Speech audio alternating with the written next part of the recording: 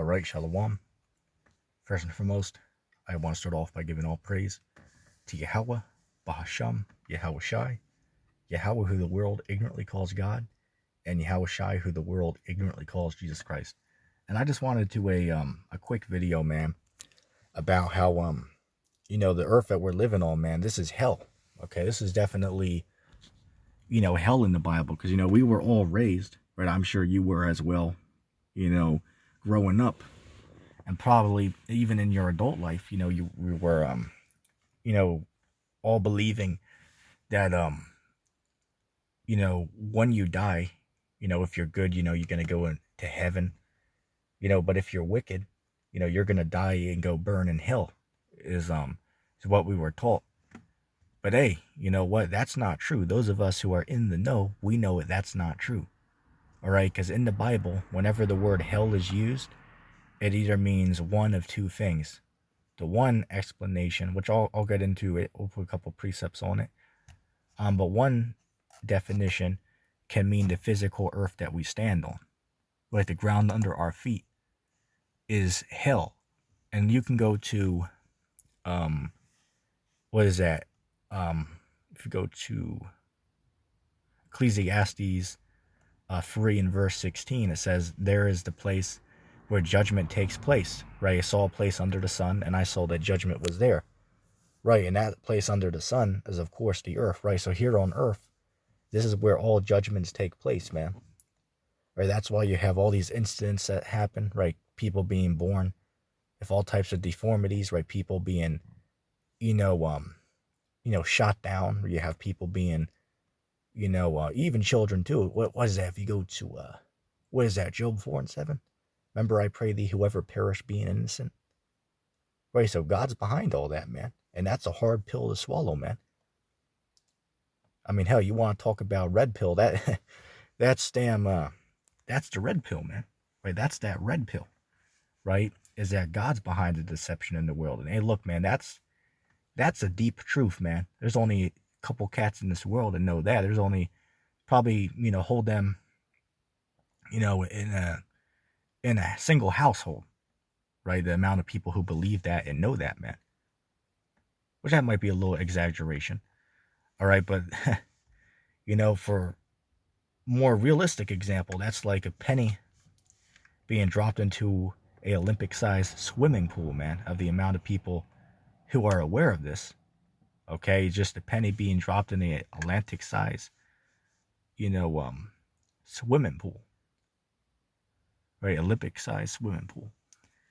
And that's sad, man. Right, that one truth, is so, well hidden, man, that most people believe that, when you die, you're gonna go and pay for your evil in hell. That, well, we know that's not true, because the Bible tells you that, what is that, Job chapter 3? It says that the wicked, they cease from troubling, and there the weary are at rest.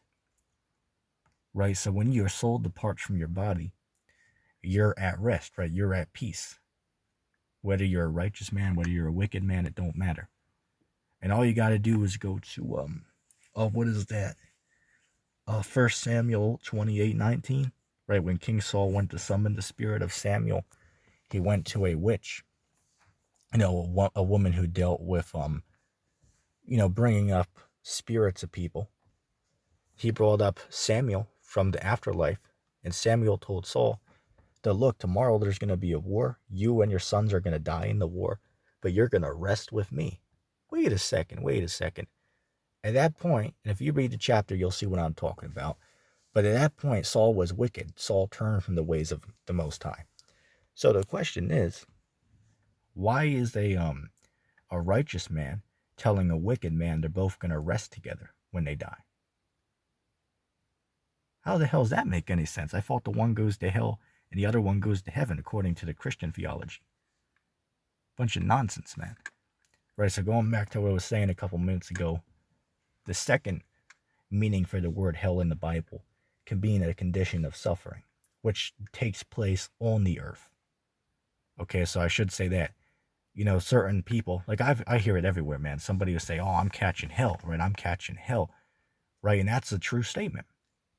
right? People are catching hell right now, man. You have certain people, living in luxury right now. You have certain people in the world. I mean, hell, you have under 3,000 people, but it's over 2,000 people who are billionaires. Look that up. In the United States, I believe there's 13, I believe it's 13,000 people who are millionaires, right? But all around the world, there's less than 3,000 billionaires. Again, look that up. Look that up. You can confirm that. Okay. So, some people are living deliciously right now, man. Some people don't got a care in the world. Can sit back and, easily spend, as much money as they want. Like, I'll give this example, man. I was listening to, what's these guys, right? Mark Rover, right? Mark Rubber, inside joke, right? Mark Rover and Mr. Beast, which I like that guy. He's pretty cool. But they were doing a live show. I was watching it. I was tuning in, and I saw during the stream, they were there's one point in there, man, where Mr. Beast is trying to get everyone to donate so that they could wrap the stream up near the end. So what he did for fun is he just donated $10,000 of his own money. And he said, it's a little bit, just for a little bit of fun. They got to think, it's like, damn. I mean, how the hell can these people literally, drop $10,000, in 2 minutes, for a donation just for fun? $10,000, that's a lot of money, man. That's a lot of money. So that backs up my statement that you have certain people living deliciously right now, man. Right? Living in pure luxury right now. And that brings up, what is that, Revelation 18th chapter? We go ahead and read that. And that's clearly America in there. All right? If that's not true, well, what other city on earth, what other great nation is making the other merchants of the earth rich if it's not America? And that's a real question. That's a real question. And nobody can answer that because what we're saying is right. Hey, look, as Dahar said, right, as Elder Apostle Dahar of Great Millstone said, hey, look, everyone's going to find out that GMS got it right. And he's right on that. Everyone's going to find out that GMS had it right. Right? And I got to give him credit on that. Right? We learned a lot of stuff from Great Millstone, man. You got to give the apostles, their credit. And that's even in the scriptures. That's in, what is that? I believe that's 1 Peter. I believe that's 1 Peter. Someone can correct me on that. But it says that you're supposed to give credit and respect to the elders who rule well. Right, so the apostles of Great Millstone are worthy of much respect. Well, certainly. Okay?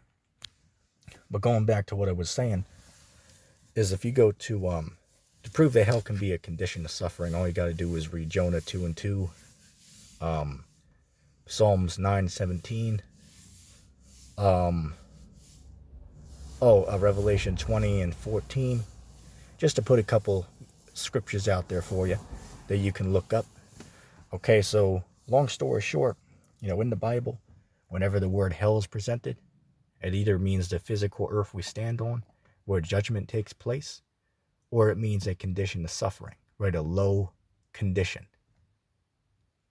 Okay, because you have some people right now living basically in heaven right now, man. People having the best time of their life right now. Look at this guy. Look at Logan Paul. Look at what's this guy? Floyd Mayweather. Look at that guy. Right, that guy's living in luxury, man. If you ever saw what that guy's house looks like, which it's online, you can look that up. I believe that guy is tipping, what is that? I saw the one video where he's on there tipping the guy who makes his, food for him. In his house, he has a butler, who, cooks for him. And it was funny because he said, Mayweather said that every meal that he makes, he gives him an extra 1,000 just to be nice. So if he orders 5 meals for him to make, hey, he gets $5,000, along with his other pay, right? And that's, damn, that's a lot of money, man. If someone can just, drop, right? So as I said, You know, you got people out here living in pure luxury, man. But yet the majority of us, you know, are living in, you know, paycheck to paycheck, so to speak, man. Which is sad, but, you know, hey, that's the curses, right? Deuteronomy 28. Right? Hey, cursed shall be thy basket, cursed shall be thy store. And cursed shall you be in all things that you seek to do. I'm nearly paraphrasing it. Right? But we're under them curses. The Lord has cursed us as a people because we have not followed the law, statutes, and commandments. You know, our forefathers didn't follow it, so now we have to pay for their sins. Okay, so they didn't follow it, so now we're following the, may I say, the judgments for that. That's a whole nother video, so I'm not going to get off onto that here, but, you know, anyway, hope that video is edifying. I'm going to say shalom.